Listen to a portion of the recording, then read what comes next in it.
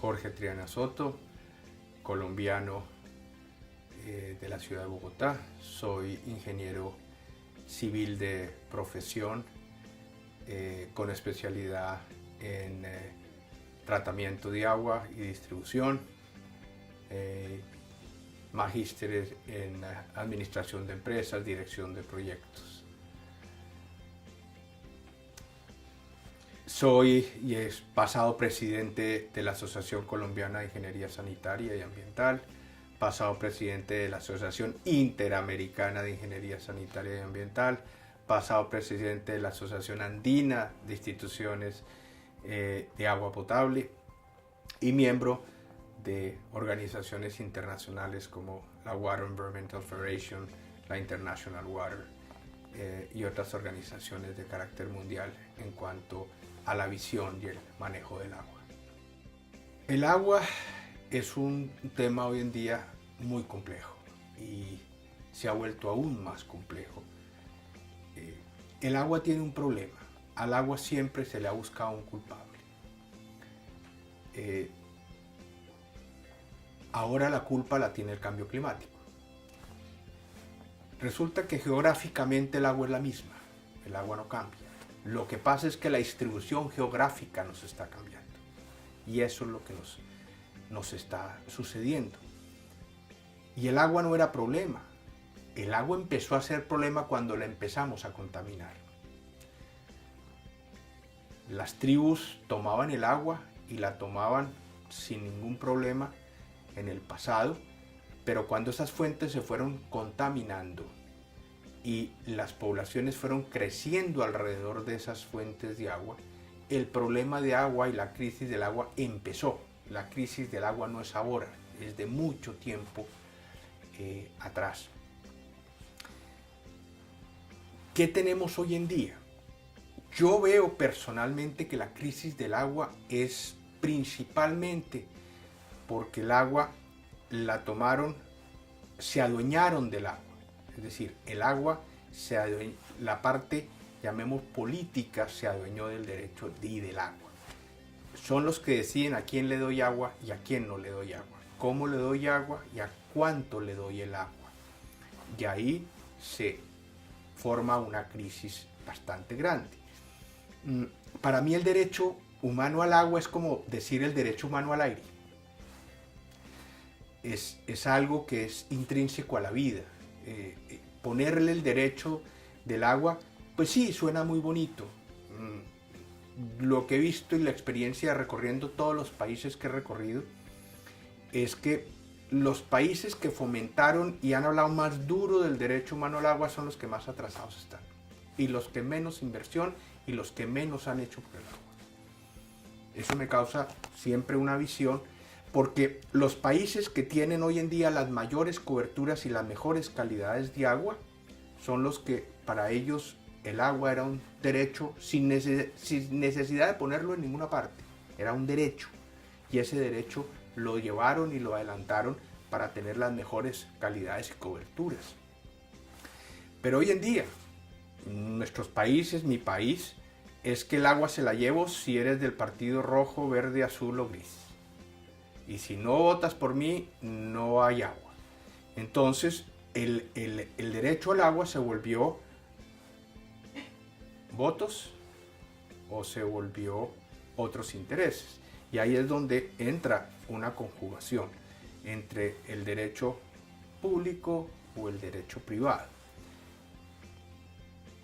El análisis y la experiencia que hemos vivido desde tiempo atrás, en los principios de la década de los 90, cuando la banca multilateral empezó a promover la participación privada en la prestación del servicio de agua especialmente,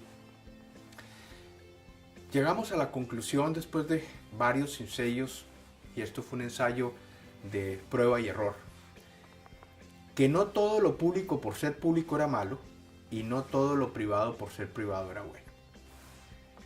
Cada uno movía sus propios intereses, unos puramente políticos por votos, unos puramente económicos por el dinero. ¿Qué se encuentra? Que puede haber una unión y una sinopsis entre las dos para buscar realmente lo mejor. Hemos probado hasta la saciedad que la operación pública no es muy eficiente. Tiene muchos partidarios porque bajo la filosofía de que lo público, por ser público, debe llegar a todos, que para mí no es cierto. Por el otro lado, lo privado siempre buscará el mayor rendimiento a quien le distribuye el agua. Y está la línea delgada de esa población necesitada que no tiene los recursos para poder pagar el agua. ¿Y por qué hay que pagar el agua? Esa es una discusión que la hemos vivido muchas veces cuando dicen, si el agua es natural y el agua está ahí, ¿por qué tenemos que pagarla? El agua no vale. Lo que vale es llevarla hasta la vivienda. Y lo que vale hoy en día es pasar de lo de tiempo atrás de un agua pura a un agua contaminada. Es decir, volverla a convertir en una condición apta para ser consumida. Eso es lo que cuesta en esta proyección y en esta situación del agua. ¿A dónde hemos llegado? Que cada vez que contaminamos más, el valor del tratamiento o de adecuación de las aguas va aumentando. Y hay población que lógicamente o no tiene la condición, o estamos abriendo unos espacios en las ciudades, que son los cinturones, muy alejados, en donde el costo de la distribución igualmente se vuelve muy alto por el tipo de conducciones, por el tipo de bombeos, por el tipo. Y esos precios son los que hacen que el agua esté llegando a unos precios que mucha población no la puede consumir. Se ha manejado, por lo menos en Colombia, lo que se llama el mínimo vital. El mínimo vital en Colombia lo establecieron en 6 metros cúbicos por mes, como la cantidad de agua necesaria para, llamémoslo, supervivencia. ¿Qué ha sido lo malo de eso? Que se juega políticamente con eso. Es decir, si votan por mí, les doy 6 metros cúbicos gratis al mes. Y ahí es donde se distorsiona totalmente la problemática del agua. Porque, insisto, el derecho al agua lo deberían tener todos. Y lo malo de ese tipo de accesibilidad es que cuando se habla del derecho y el agua mínima vital, si hablamos del agua mínima vital como un derecho, se la deberían dar al 100% de la población. Y ahí es donde nuevamente se juega políticamente. No, el derecho mínimo le digo yo a quién y yo decido a quién se la entrego y a quién no se la entrego. Entonces, la problemática del agua se ha ido distorsionando mucho. Pero entramos también en una situación muy difícil y dicotomía de qué hacer. La vida se basa en elementos aire, agua y alimento. El balance entre el agua potable de beber, de subsistencia, o el agua para riego, para alimento, se ha vuelto también una problemática y una guerra entre qué es primero, qué es esencial. Y resulta que si uno pone en la balanza, encuentra que lógicamente la vida sin agua potable no da, pero la vida sin alimento tampoco va. Entonces, ¿cómo balancear eso para que quede equitativo? Y ahí es donde entra una parte esencial de lo que es el manejo del agua, es cuál es realmente nuestra responsabilidad ante la contaminación del agua. ¿Cuál es la responsabilidad para que nosotros tengamos que volver esas aguas, tratar esas aguas para que puedan estar en condiciones de ser utilizadas en las demás necesidades que tenemos para la supervivencia? Y encontramos que hoy en día se habla que primero está el agua potable, la de beber, pero que reguemos los alimentos con el agua contaminada. Es decir, alimentémonos con contaminación para tratar de beber un poco de agua. Es decir, nos estamos tratando de supervivir aquí, pero nos estamos envenenando por el otro lado. Y ahí es donde tenemos que tratar de cerrar el círculo. el agua hay que hablarla en una sola, es decir, el círculo debe ser uno solo. Si doy agua potable, tengo que entregar agua en buenas condiciones nuevamente a la fuente.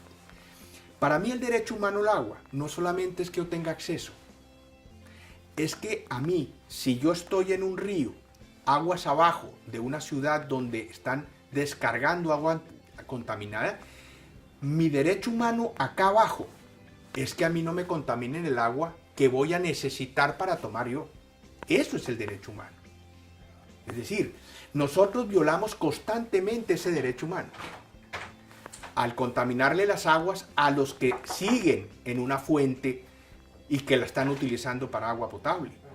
Y nosotros no estamos cayendo, y los políticos no caen, y los países no caen en cuenta de eso. Entonces, a mí no me importa, ¿sí? En Colombia, por decirles algo, se contamina el río principal, que es el río Magdalena, y a nadie le incomoda que los que están en las ciudades de la costa, que son los que reciben esa agua, el agua les cueste 2 y 3 y 4 veces más porque el tratamiento es mucho más costoso. Y esa parte es donde rompe el círculo y está creando las grandes diferencias. ¿Qué nos pasa en el tema de la educación? El tema de América Latina es diferente y el de América es muy diferente al resto del mundo. Nosotros hemos vivido un mundo con abundancia de agua. Nosotros no conocemos lo que es una escasez de agua realmente como la que viven países del África, países del Asia. No la conocemos. Por lo tanto, nosotros manejamos una cultura que la llamamos la cultura del derroche. Nosotros barremos con agua. ¿Sí? Los niveles que hay en consumo de agua en las ciudades es muy desbordado. Afortunadamente se viene controlando mucho. Pero son temas completamente culturales que nacen de un ambiente y de un entorno en donde las fuentes pues nos bendijeron, sobre todo a los países de Sudamérica, nos bendijeron con una gran cantidad de agua. Y para nosotros el agua, aunque ahorita está empezando a ser un problema, nunca antes lo vimos como un problema. Entonces nuestra relación con el agua y nuestra visión al agua es un poco diferente, y solamente recorriendo y conociendo el resto del mundo y conociendo la problemática real se da uno cuenta de qué es lo que sucede. Y por eso hablamos graciosamente que las guerras del futuro serán por agua, o que el negocio del futuro será exportar agua potable. Cualquiera de las dos, como uno las quiera mirar, son trágicas. Para donde la quiere uno poner en contexto, son trágicas, porque si tenemos que llevar agua potable en grandes barcos, pues realmente sí tenemos una crisis mundial y muy grave del agua. Y vemos que el cambio climático, decía yo al principio, que siempre había una disculpa, siempre es una disculpa. Entonces al clima ponen gran parte de la culpa, pero el cambio climático hoy en día es el culpable. Nadie quiere asumir la responsabilidad.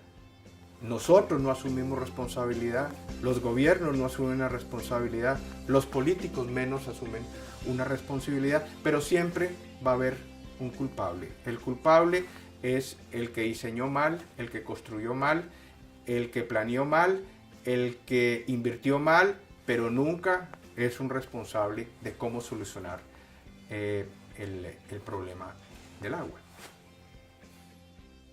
Hasta ahora se está empezando a notar medio una conciencia mundial sobre una problemática que viene hace muchos años. Me encanta la actitud del Papa, porque el Papa, como un líder, ha tocado uno de los puntos en la llaga más fuertes que existe hoy en día, que es el problema del agua. Y lo había tocado anteriormente con su encíclica en la parte ambiental, pero el agua es la columna vertebral de toda esa encíclica, porque sin agua todo lo que ha dicho se parte. Esa es la columna vertebral. En esto, fundamentalmente, tiene que haber un gran movimiento de educación en donde realmente uno entienda el contexto de lo que significa el agua. Todavía se cree que el agua es infinita y que pues mientras llueva y tengamos mares, pues el agua existe, y resulta que eso no es cierto. Es decir, el pequeño porcentaje, menos del 1% del agua mundial, que es la que está con posibilidades de potabilización sencilla, porque el agua de mar pues sabemos que se puede potabilizar, pero a unos costos absolutamente impagables, y que la gran población mundial no está en capacidad. Esa parte de educación es fundamental para poder hacer un buen uso del agua. Nosotros desperdiciamos el agua lluvia, y esa es una parte que vengo trabajando, insistiendo mucho, ¿por qué nosotros desperdiciamos el agua lluvia? Y resulta que el agua lluvia se convirtió hoy en día en lo que llamamos stormwater, en un gran problema. No sabemos cómo manejar ese cambio climático, y esa gran cantidad de agua lluvia no sabemos cómo manejarla, ni a dónde dirigirla, cuando nosotros deberíamos estar pensando en cómo preservar esa agua para el buen uso. Una de las situaciones y visitas que más me han impactado es haber ido a Singapur. En Singapur se están tomando lo que llaman el New Water. New Water es agua residual tratada, mezclada con agua lluvia y vuelta a tratar nuevamente, embotellada, y esa agua es para beber como cualquier botella de agua que nos tomamos hoy con gran placer. Y eso se crea por la real necesidad que tiene Singapur de agua y por la escasez que tiene Singapur de agua. Nosotros desperdiciamos una, desperdiciamos la otra y contaminamos la poca que nos queda, porque todavía no hemos entendido qué es una escasez del agua, y eso es parte de la educación. Así como hace unos años nos daban cívica, formación cívica en las escuelas, hoy en día yo creo que la cátedra del agua va a ser más que fundamental para entender cuál es la responsabilidad que tenemos nosotros sobre el agua y sobre unas ciudades que en los países latinos pues crecen por millones. Roma tiene 3 millones y Roma tiene 3 siglos. Nosotros tenemos apenas unos añitos y ya vamos en 10, 12, 20, 22 millones de habitantes en una sola ciudad. Es decir, estamos multiplicando nosotros el problema de una ciudad a lo que es el problema de un país. Y los costos de eso no estamos ya en capacidad de asumirlos. Y eso es lo que nos está sucediendo. Y esa es a donde nos está llegando la gran crisis del agua. Brasil, Sao Paulo vivió una gran crisis reciente porque las fuentes de Sao Paulo ya no dan para cubrir esa población tan grande. Y eso es parte de la planificación. Y la planificación hoy en día no está sobre la tierra, debería estar sobre el agua. Pensando en agua, no en la cantidad de espacio de tierra que tenemos en esto. Y finalmente, el gran reservorio del mundo es el agua subterránea. Y la estamos contaminando y la estamos extrayendo sin hacer algo tan sencillo como ir recargando acuíferos, recargándolos con agua realmente tratada, pero recargando nuevamente, es decir, alimentando nuestro gran reservorio del mundo. Tampoco lo estamos haciendo. Y eso es parte de una estructura, parte de una educación y de visión hacia lo que es preservar y mantener, no solamente el agua, es cómo vamos a mantener la especie humana durante algunos años más para poder garantizarle el suministro mínimo de agua que requiere, al igual que los alimentos que va a requerir toda esa población.